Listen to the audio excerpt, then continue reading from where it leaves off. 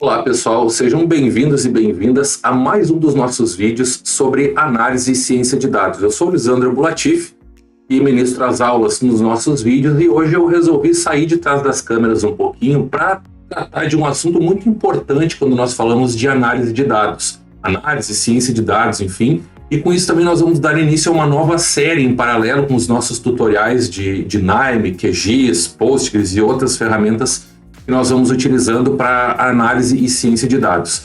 Nessa nova sequência de vídeos eu quero trazer alguns conteúdos que eu acredito que podem ser bastante importantes para as pessoas que estão começando ou até mesmo já têm uma caminhada na área de análise e ciência de dados. E no vídeo de hoje nós vamos falar então sobre os 7 principais erros que se cometem e devem ser evitados nas carreiras de analista e cientista de dados. Bom, o primeiro desses erros que eu gostaria de destacar que nós devemos evitar a todo custo é a falta de compreensão do negócio com o qual nós vamos iniciar o projeto de análise ou de ciência de dados. Esse é um erro bastante comum para iniciantes, principalmente, e diz respeito a não entender completamente o contexto empresarial ou organizacional no qual os dados vão ser analisados. É muito importante que nós devemos investir, nem vou falar em gastar tempo, mas nós devemos investir bastante tempo em compreendermos bem o negócio com o qual nós vamos trabalhar. A organização falando organização em termos de empresa, ou órgão público, não governamental, enfim, mas essa instituição com a qual nós vamos trabalhar, se ela for um contratante novo, é importante que se gaste algum tempo para compreender bem o negócio dessa empresa ou dessa organização. Se vocês já trabalham nessa instituição, ótimo, melhor, vocês podem ter mais acesso, inclusive, a informações sobre como essa empresa opera, sobre como essa instituição utiliza ou gostaria de utilizar os dados. Isso é bastante importante.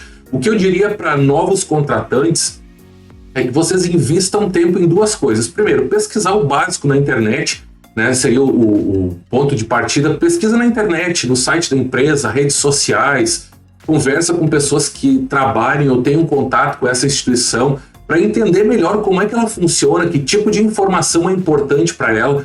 E às vezes, mesmo que o teu contratante te diga o que ele quer, algum insight que tu possas ter com relação à pesquisa prévia que tu já fez, pode agregar valor ao teu projeto.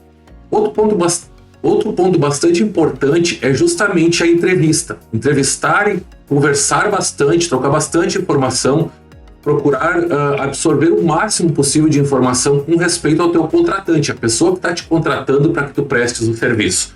Procura compreender bem a necessidade dela, as necessidades das pessoas que vão utilizar os dados que tu vais produzir, como esses dados vão ser utilizados, que decisões esses dados vão ser utilizados para fundamentar, enfim, tudo isso é importante na hora de se compreender este processo de negócio. Esse é um ponto inicial que eu gostaria de destacar. Vocês evitem o erro de iniciar um projeto não conhecendo este processo de negócio. Então, procure se informar o máximo possível para que tu conheças da melhor forma possível o processo de negócio com o qual tu vais trabalhar no teu projeto de análise ou de ciência de dados.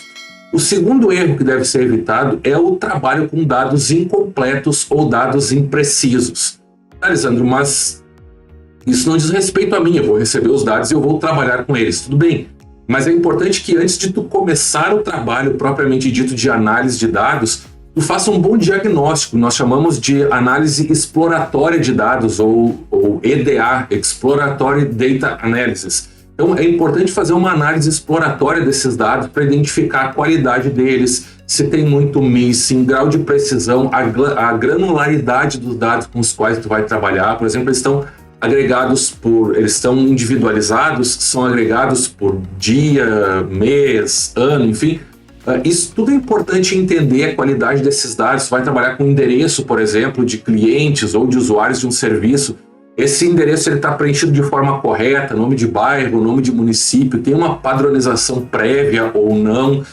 Existe uma máxima que é estatística não melhora dado ruim. Então, esse é o primeiro ponto. Tu vai começar a trabalhar, por mais que tu possas utilizar técnicas avançadas depois de análise de dados, é importante que tu tenha um bom diagnóstico do tipo de dados com o qual tu vai trabalhar. Daí, tipo de dado, eu não falo se é dado de texto, numérico, enfim, mas a qualidade dos dados. Claro que essa questão também vai influenciar. Para isso também, outra coisa importante que eu te diria é não abra mão de fazer um bom uso do dicionário de dados. Se ele existe, pede para que tu tenhas acesso a ele, ou então tu vai ter que construir pelo menos um básico, para que tu evites o trabalho inapropriado com dados que não possuem uma boa qualidade.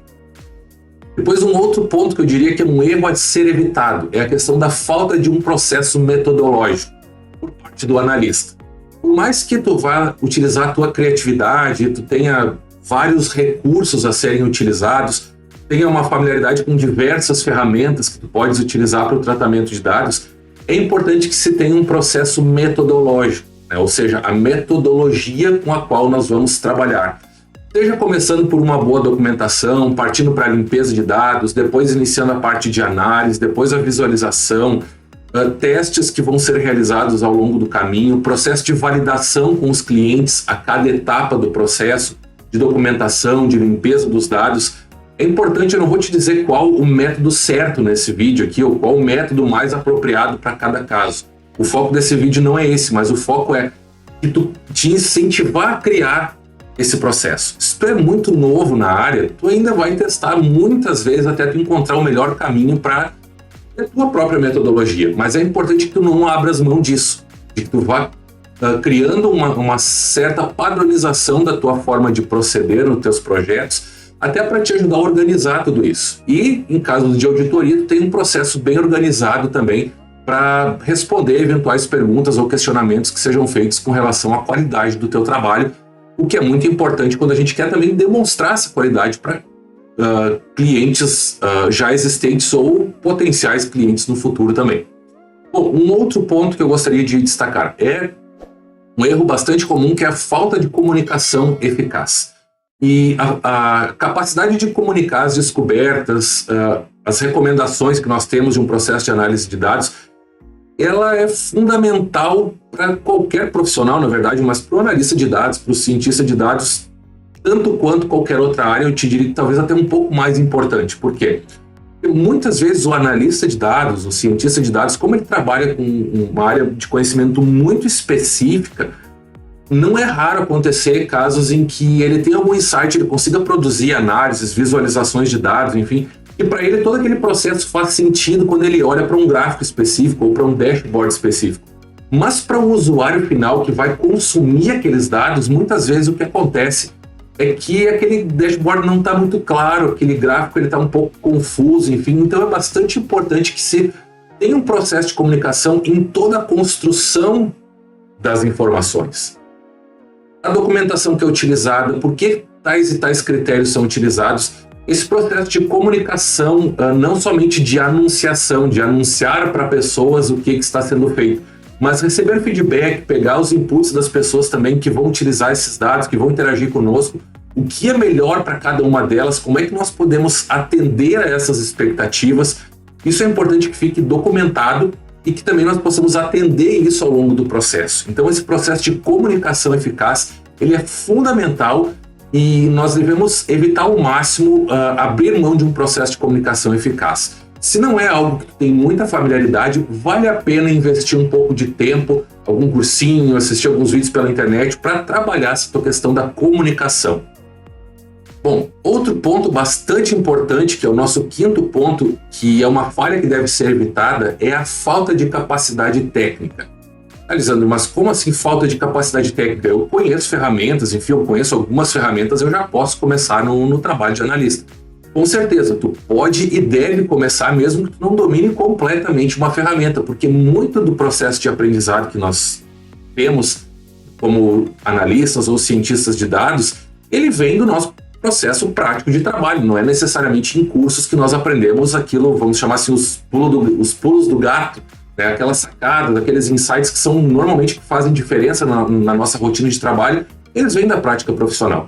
Entretanto, é muito importante que nós tenhamos claro que existem demandas de projetos de análise e ciência de dados e os requerimentos básicos, os requisitos básicos de conhecimento, eles podem estar, vamos dizer assim, além da nossa capacidade de aprendizado dentro daquele período de tempo que nós temos para desenvolver o projeto. Então isso é importante que nós sejamos também honestos com aquelas pessoas que nos contratam e conosco mesmo também, para que nós venhamos a evitar casos de assumirmos uma responsabilidade que nós não vamos poder atender depois e eventualmente isso pode jogar contra nós em outros projetos que nós venhamos a procurar nos envolver ou sermos contratados. Então faz uma boa pesquisa de quais são os requisitos, isso é bastante importante. Precisa trabalhar com Python, ok, mas quais pacotes Python vão ser necessários? Eu vou trabalhar com QGIS, eu vou trabalhar com Postgres, eu vou trabalhar... ok, aí tem aqueles termos, né? Postgres intermediário, Postgres avançado. Procura te inteirar bem o que eles estão falando com isso. Claro, se tu consegues aprender o que é necessário, caso tu ainda não saiba, num período de tempo adequado, o que eu te diria assim, coragem é um dos grandes diferenciais da vida. Vai e faz. Talvez tu vai ter que dormir um pouco menos, vai ter que pagar um curso para que tu aprendas o processo, alguns recursos, alguns comandos, enfim, alguns processos enquanto tu está desenvolvendo o teu projeto. Isso é super normal, não tem problema algum. Só evita entrar em projetos que tenham demandas que sejam muito superiores ao teu nível de conhecimento e que tu vejas que tu não tens tempo suficiente para aprender aquilo que é necessário para entregar o que é esperado na contratação. Então, esse é um ponto que eu te diria que é bastante importante também. Sexto ponto é a falta de curiosidade. Como assim, Lisandro? A curiosidade, eu posso te dizer que talvez seja uma das principais qualidades de analistas e cientistas de dados. Por que isso? Você já deve estar bastante familiarizado ou familiarizada com essa realidade de quem trabalha com dados, de que nós vivemos boa parte do nosso tempo, sim, realizando as nossas tarefas de análise de dados, enfim, preparação de dados, análise, visualização, criação de modelos, mas também nós temos que gastar um bom tempo pesquisando novas ferramentas, seja para atender demandas do tempo presente que nós temos, mas também procurando até mesmo nos adiantarmos em relação a necessidades futuras, a novas tecnologias, enfim. Então é bastante importante que tu não pare de querer aprender. A curiosidade deve ser um dos pilares da tua profissão, da tua jornada profissional na área de análise e ciência de dados. Então, mantenha a chama da curiosidade acesa, sempre procure aprender novas ferramentas, novas técnicas, jeitos de fazer melhor aquilo que tu já sabe fazer, jeito de fazer mais rápido aquilo que tu já sabe fazer. Isso sempre vai ser um diferencial na tua profissão. E por fim, o sétimo ponto é ignorar tendências e padrões, que tem a ver com o sexto também. Ou seja, tu percebe que alguma ferramenta está começando a entrar no radar agora dos teus colegas, dos concorrentes, enfim, começa a aparecer muito esse termo em textos da internet, em recomendações, enfim. Dica de ouro, vai pesquisar esse assunto.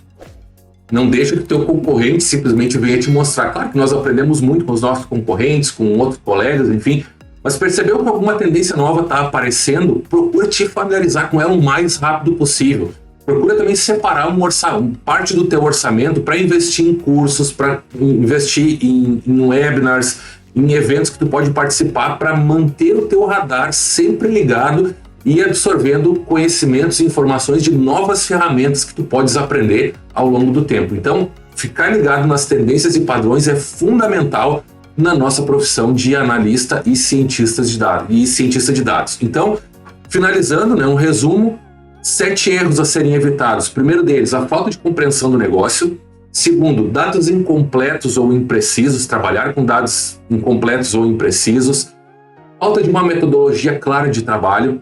Falta de comunicação eficaz, falta de capacidade técnica também, Ou seja, se envolver em projetos dos quais não se tem tempo hábil para aprender aquilo que é necessário, falta de curiosidade e ignorar tendências e padrões da nossa área, isso também é bastante importante. E áreas afins também isso pode nos ajudar. Então eu espero que esse vídeo sirva pelo menos como não simplesmente como erros que podem ser evitados, mas também como 7 dicas de coisas que tu podes fazer para ir melhorando na tua prática de analista e cientista de dados na medida que tu vai avançando na tua carreira. Se vocês ficaram com alguma dúvida, por favor, postem nos comentários, compartilhem esse vídeo, deem like aqui também para o YouTube entender que o vídeo é relevante e ele possa compartilhar com outras pessoas. Compartilhem esse vídeo com colegas de vocês, enfim, para que nós possamos fazer com que esses vídeos cheguem ao maior número de pessoas possível. Tá bom, pessoal? Dúvidas, postem aqui, comentários, sugestões, enfim, fico à disposição para vocês. Qualquer necessidade de treinamento, capacitação, mentoria que vocês tenham, Poste aqui nos comentários que na medida do possível também nós vamos atender todos e todas vocês, tá ok, pessoal? Um abraço e até o próximo vídeo.